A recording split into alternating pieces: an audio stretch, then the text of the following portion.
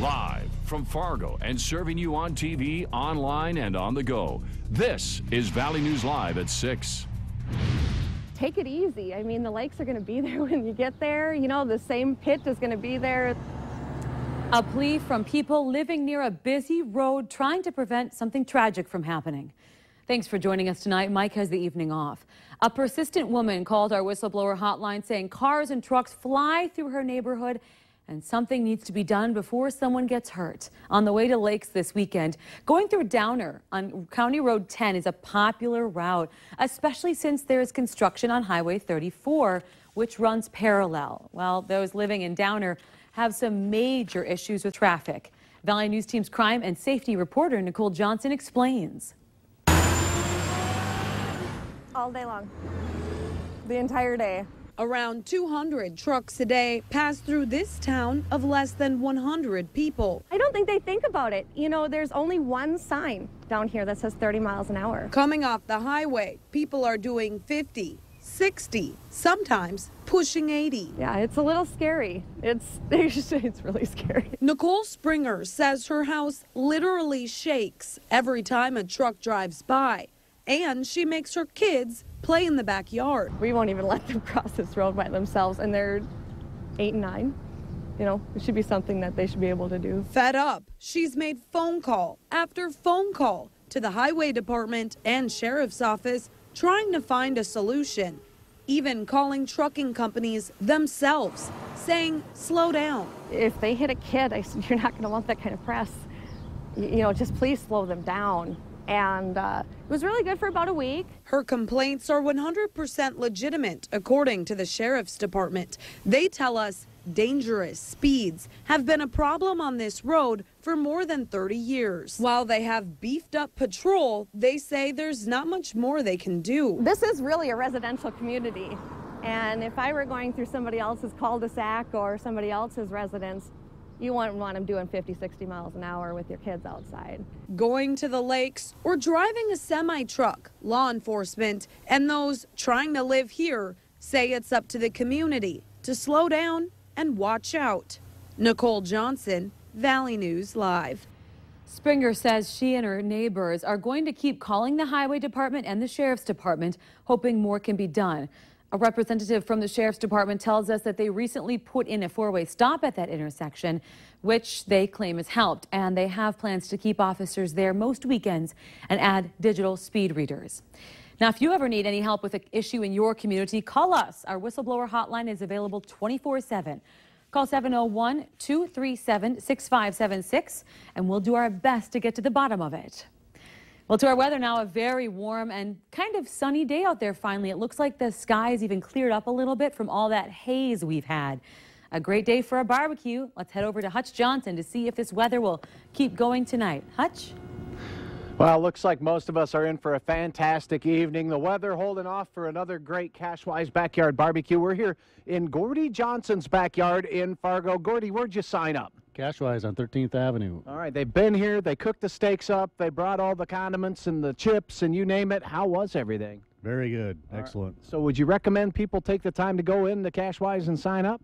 Oh, yeah. All right, very good. Well, I mean, I could see beating it myself. How was everybody's food? It was great. Great. Well, I'll tell you what, if you're cooking out in your backyard tonight, the weather looks like it's going to hold true.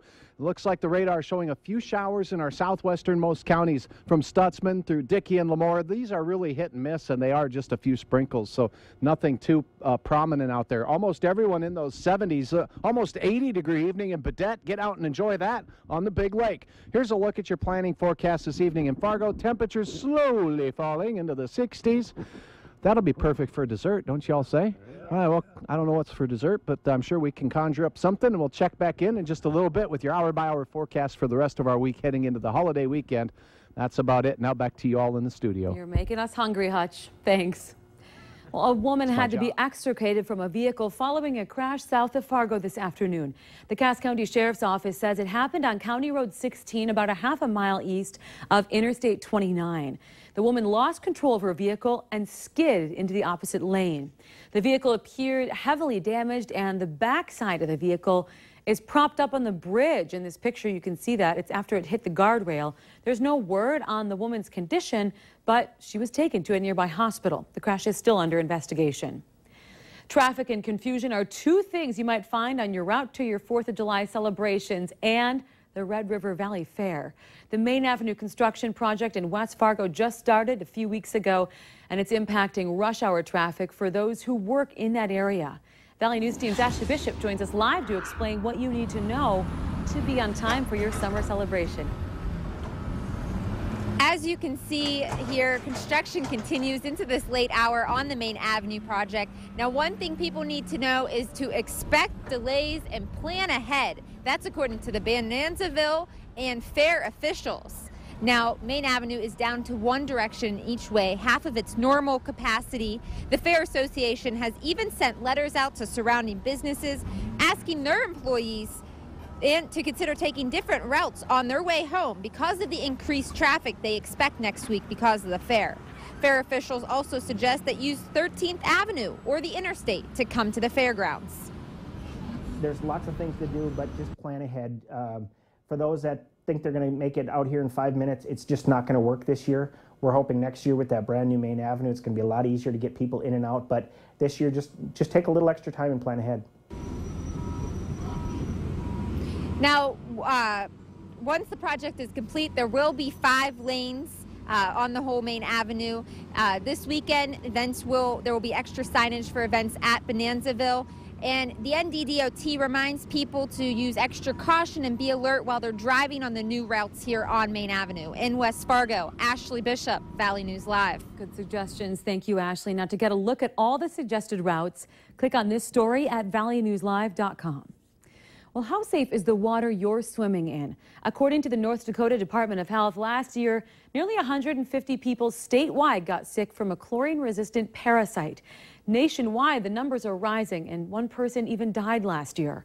Valley News Team's Bradford Eric dives in to explain to us how you can keep your little ones safe this summer. It may be the dog days of summer, but these could be the Cryptosporidium days of summer very easily. That's right. Cryptosporidium, a parasite that causes diarrhea, fever, and stomach cramps. And it can be resistant to chlorine. You're talking about life and death. A recent report from the Centers for Disease Control says most outbreaks happen when you come into contact with contaminated water.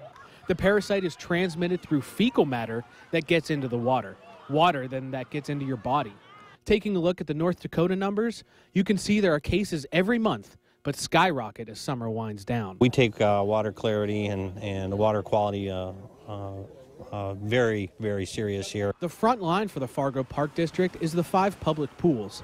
They watch out for this bug like a hawk. In a public setting like this, we just can't take an opportunity like that. If our levels are not within reason, we'll close down a pool, superchlorinate. If we have a problem with like a fecal matter that gets into the system, we'll have to shut down for 4 hours, sometimes even a whole session. They test the water an hour before the pool opens, 4 times every day, and once a week, Fargo Cass Public Health does a more in-depth analysis. Outbreaks of Cryptosporidium are rare, but they do happen. For those weekend warriors swimming in your own backyard, Whittlesey advises constant, strict monitoring of your water.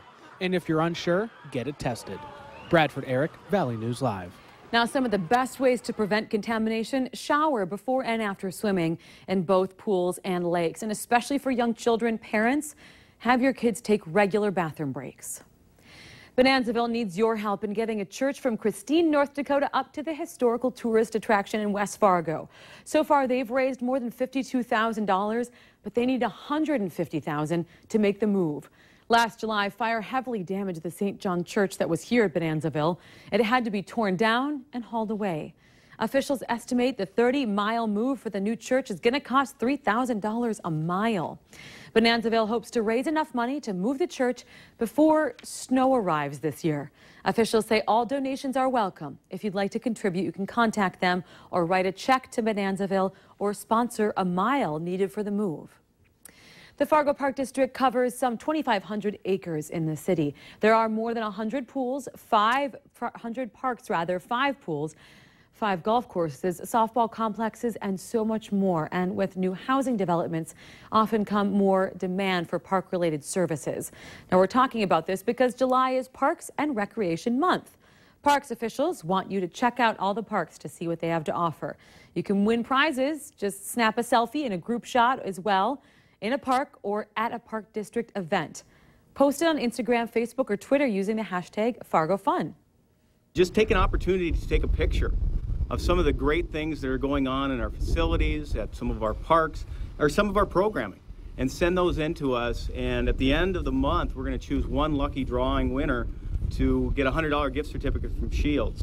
You can vote at the Fargo Parks Facebook page, and West Fargo Parks are also offering you a chance to win. They're hosting a scavenger hunt where you can win a $200 gift card. Well, later at 6, can you smell the home cooking? We have another series of small town, big flavor. And in weather, it does look like we're enjoying a very quiet Wednesday evening. Will it last through your holiday? I'll have your hour-by-hour forecast coming up right after this short break.